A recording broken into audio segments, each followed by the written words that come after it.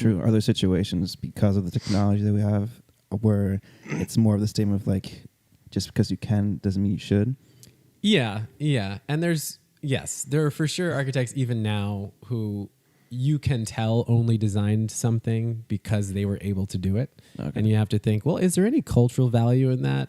But it gets back to the art question about like, yes, we can do this, but like performance art in some cases, people are like, why is this person even doing, like, what value does this have? Well, the fact that they did it is in of itself cultural value because it shows that somebody in this culture, in this time, is able to do this. That might not have existed in some other time, or they might not have been allowed to do it in some other time.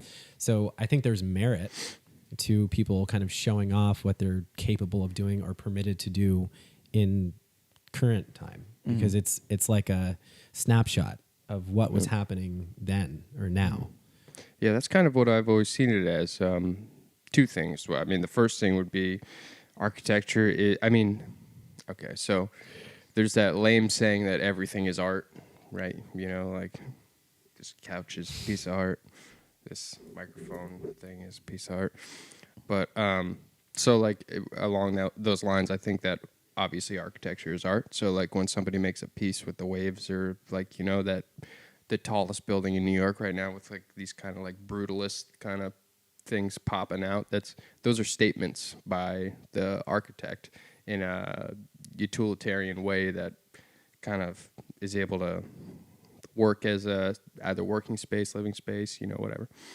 But it's also, I think, like a showing of affluence for countries, like just being like, look at what we can build, kind of like what you're talking about. Because like Dubai 2 decades ago was just sand, right? And now they've got like personal islands and like crazy tall buildings and more of the wave buildings, kind of like what you're talking about, just showing, hey, look what we can do. Look at like the resources we have. Notice us, kind of like put us on the global kind of, I don't know. BDE. What's that? Big Dick Energy. Oh, yeah. For sure. On a very expensive scale. Yeah. I think that's exactly right. Like there are, well, to get back to your first point, I fundamentally agree with that everything is art. Everything that doesn't grow out of the ground or fall from the sky has been designed by somebody. That microphone, the couch you're sitting on, somebody has spent time meticulously dialing in the diameters and like the materials. So yeah, I 100% agree with that. I think there's so many levels and tiers to design. You can go so deeply into it. And to your second point, yeah, of course, it's a glorified dick measuring contest. It's like civilizations and societies. I mean, you look at any great civilization, they're going to be marked by their architecture. The best civilizations or the most powerful or the most affluent civilizations still have remnants of their societies present in current day. Yeah. So I think, absolutely. It's like, look on my works, ye mighty in despair. It's like, I want everybody to see how badass I was, because that's all I have is my legacy. And you zoom out to a societal scale when you look at like not an individual person but like an entire society. It's the society clamoring for recognition and reverence. Like I want to be recognized for how powerful we were as a society. So I think the Dubai example is great.